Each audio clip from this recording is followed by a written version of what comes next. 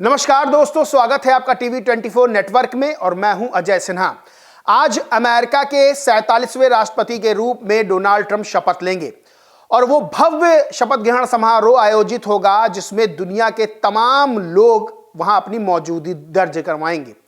अब सबसे बड़ी बात यह है कि जो शपथ ग्रहण समारोह होना है उसमें विश्व के बड़े बड़े नेताओं को भी आमंत्रित किया गया है, जिसमें चीन के राष्ट्रपति शी जिनपिंग को भी आमंत्रण भेजा गया है। लेकिन भारत के प्रधानमंत्री नरेंद्र मोदी को इस शपथ ग्रहण समारोह में आमंत्रित नहीं किया गया। भारत की तरफ से जो प्रतिनिधित्व करेंगे वो विदेश मंत्री एस जयशंकर करेंगे, वहां मौजूद रहेंगे। इससे पहले एक तस्वीर सामने आई, वीडियो सामने आया जिसमें भारत के मशहूर उद्योगपति मुकेश अंबानी अपनी पत्नी के साथ वहां मौजूद रहे। ये जो डोनाल्ड ट्रंप का जो प्राइवेट लंच था, जिसे कह सकते हैं कि प्राइवेट पार्टी थी जिसमें बड़े बड़े उद्योगपति शामिल हुए थे, उसमें मुकेश अंबानी भी शामिल हुए। लेकिन आज पूरी दुनिया की नजरें शपथ ग्रहण समारोह में है और शपथ ग्रहण समारोह में भारत के लिए एक बड़ा झटका यह है कि प्रधानमंत्री नरेंद्र मोदी को उस शपथ ग्रहण समारोह में नहीं बुलाया गया है। उससे बड़ा झटका यह है भारत के लिए कि चीन के राष्ट्रपति शी जिनपिंग को उस शपथ ग्रहण समारोह में आमंत्रित किया गया है, जबकि शी जिनपिंग बताया जा रहा है कि नहीं जाएंगे, उस शपथ ग्रहण समारोह में शामिल नहीं होंगे, अपने प्रतिनिधि को वहां भेजेंगे।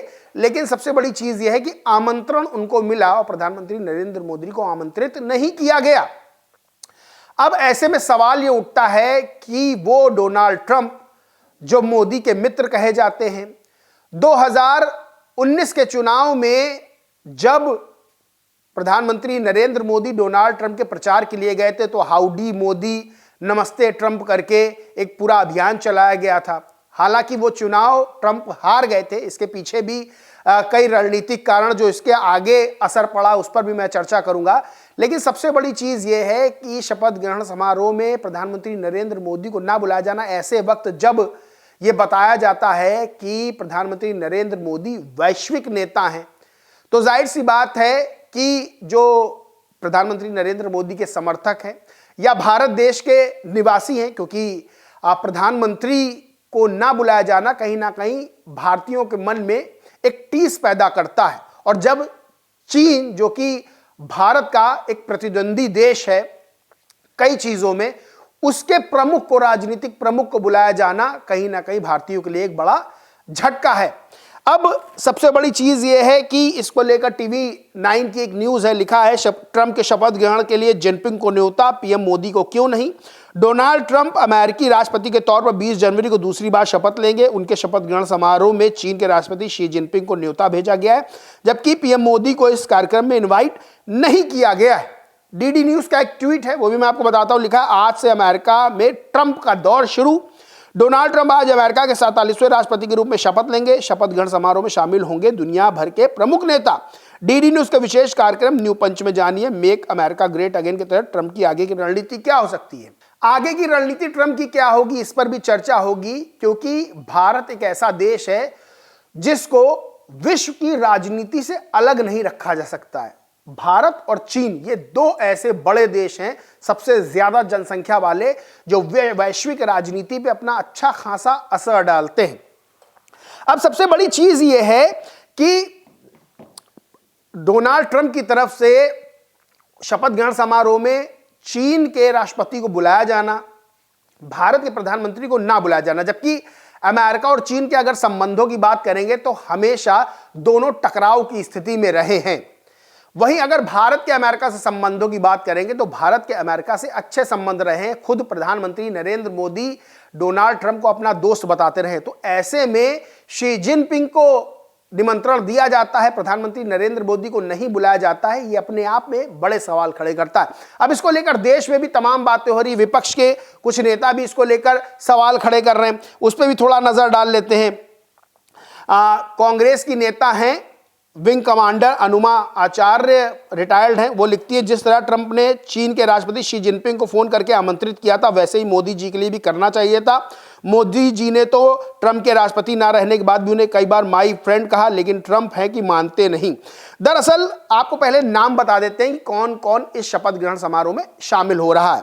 तो तो इस समारोह में जो हस्तियां शामिल हो रही है उसमें अर्जेंटीना के राष्ट्रपति जेवियर माइली, इटली की प्रधानमंत्री जियोर्जिया मेलोनी, भारत के विदेश मंत्री एस जयशंकर जो कि भारत का प्रतिनिधित्व वहां करेंगे, मुकेश अंबानी की फोटो सामने आएगी, एलन मस्क जो कि डोनाल्ड ट्रंप के बेहद करीब हैं, पूरे उनके चुनाव प्रचार अभियान में उनके साथ कंधे से कंधा मिला के चले, जेफ बेजोस और मार्क जुकरबर्ग शामिल हैं। वहीं चीन के राष्ट्रपति को बुलाया गया शी जिनपिंग को, लेकिन वो बताया जा रहा नहीं जाएंगे, उनकी जगह कोई दूसरा जाएगा। अब आपको बता दें कि इसके पीछे क्या रणनीति निकलकर सामने आ रही है। दरअसल 2019 के जब चुनाव हुए थे तो डोनाल्ड ट्रंप चुनाव लड़ रहे थे और जो बाइडेन चुनाव लड़ रहे थे। तब प्रधानमंत्री नरेंद्र मोदी ने डोनाल्ड ट्रंप का खुलकर समर्थन किया था, बाकायदा वहां कार्यक्रम चलाए गए थे, हाउडी मोदी नमस्ते ट्रंप करके भारी भीड़ थी, लेकिन वो चुनाव ट्रंप हार गए थे। उसके बाद कहीं ना कहीं ये जो कूटनीतिक विफलता मानी जा रही थी कथित तौर पर भारत की, और फिर जो बाइडेन राष्ट्रपति बनते हैं अमेरिका के, और फिर भारत का संबंध सभी देशों से अच्छा ही रहा है, लगभग सभी देशों से अच्छा रहा है, तो अमेरिका और भारत के संबंध चलते रहे। इस बार 2024 में जो चुनाव हुआ इसमें क्या किया, इसमें प्रधानमंत्री नरेंद्र मोदी ने थोड़ी दूरी बना के रखी, यानी कि सामने कमला हैरिस चुनाव लड़ रही थी, डोनाल्ड ट्रंप चुनाव लड़ रहे थे। यहां पर भारत ने अपनी दूरी बना के रखी क्योंकि भारत फिर से कोई कूटनीतिक कमजोरी, यानी कह सके कि अगर मानिए वो कमला हैरिस का समर्थन करते और ट्रंप जीतते तो फिर रिश्तों में खटास आ सकती थी, यानी और ट्रंप का समर्थन करते और कमला हैरिस जीत जाती तब भी रिश्तों में खटास आ सकती थी। इसलिए प्रधानमंत्री नरेंद्र मोदी ने अपने आप को दूर रखा इस चुनाव से। और डोनाल्ड ट्रंप इस बार बहुत आक्रामक रूप से चुनाव लड़ रहे थे, यानी कि उनका सीधा सा था कि जो मेरे इस वक्त साथ हैं वो एकदम साथ हैं, उनको आगे तक लेकर चलना है, और जो साथ नहीं है उनके लिए उनकी रणनीति उनके मन में है, वो क्या करेंगे क्या नहीं। बहरहाल यहां पर प्रधानमंत्री नरेंद्र मोदी ने अपने आप को दूर रखा, और अब शपथ ग्रहण समारोह जब हो रहा है तो प्रधानमंत्री नरेंद्र मोदी को इनवाइट नहीं किया गया है। अब इसमें भी कथित तौर पर एक कूटनीतिक कह सकते हैं असफलता नजर आ रही है, क्योंकि यहां पर चीन के राष्ट्रपति को इनवाइट किया गया है और चीन के साथ अमेरिका के संबंध बहुत अच्छे नहीं रहे। अब यहां एशिया के परिप्रेक्ष्य में अगर हम लोग देखें तो भारत की जगह चीन को तरजीह देना अमेरिका की तरफ से यह भारत के लिए टेंशन बढ़ाता है, क्योंकि दोनों ही देश, भारत और चीन, दोनों ही देश बेहद मजबूत हैं, दोनों ही देश आबादी की लिहाज से दुनिया के सबसे बड़े मुल्क हैं, और दोनों ही देश जो है वो अमेरिका के लिए भी राजनीतिक रूप से बेहद महत्वपूर्ण है। लेकिन अमेरिका ने इस वक्त, यानी डोनाल्ड ट्रंप ने इस वक्त चीन को तरजीह दी है, भारत को उतनी तरजीह नहीं दी है, क्योंकि शपथ ग्रहण में प्रधानमंत्री मोदी को नहीं बुलाया। अब यहां पर उनका जो आगे का रणनीति है, आगे की रणनीति है, उनकी जो आगे की जो कूटनीति है वो किस तरह से चलेगी, क्योंकि क्या इसमें सवाल खड़े होते, क्या अमेरिका अब चीन के साथ अपने संबंध अच्छे चाहता है भारत की तुलना में, या फिर वो एशिया में ये समझ रहा है कि चीन आगे चल रहा है तो उसके साथ संबंध बनाए जाएं, एशिया को पूरा कंट्रोल करने के लिए तमाम तरह के सवाल खड़े होते हैं। बहरहाल यहां पर जो सवाल उठ रहे हैं वो ये सवाल है कि प्रधानमंत्री नरेंद्र मोदी, जिनको वैश्विक नेता कहा जाता है कि प्रधानमंत्री नरेंद्र मोदी के सत्ता में आने के बाद भारत विश्वगुरु बन रहा है। ऐसे में सवाल यही खड़े होते हैं कि जब अमेरिका जैसे सबसे बड़े, सबसे ताकतवर मुल्क के 47वें राष्ट्रपति के रूप में डोनाल्ड ट्रंप शपथ लेते हैं तो वहां पर चीन के राष्ट्रपति को बुलाते हैं, न्योता देते हैं, फोन करके निमंत्रण देते हैं, लेकिन भारत के प्रधानमंत्री को नहीं बुलाते हैं। कहीं ना कहीं ये भारत के लोगों के लिए एक टीस है जो उनके दिल में है, क्योंकि प्रधानमंत्री हम सभी के हैं और हम सब यही चाहते हैं कि अगर अमेरिका एशिया की राजनीति को अपने हिसाब से देखता है तो फिर चीन से किसी भी तरह से भारत कमजोर नहीं दिखना चाहिए। और शपथ ग्रहण समारोह में जिस तरह से डोनाल्ड ट्रंप ने आमंत्रण दिया है वो कहीं ना कहीं भारत की तुलना में चीन को उन्होंने ज्यादा तरजीह दी है, ज्यादा इंपॉर्टेंस दी है। बहरहाल एस जयशंकर इस शपथ ग्रहण समारोह में शामिल होंगे।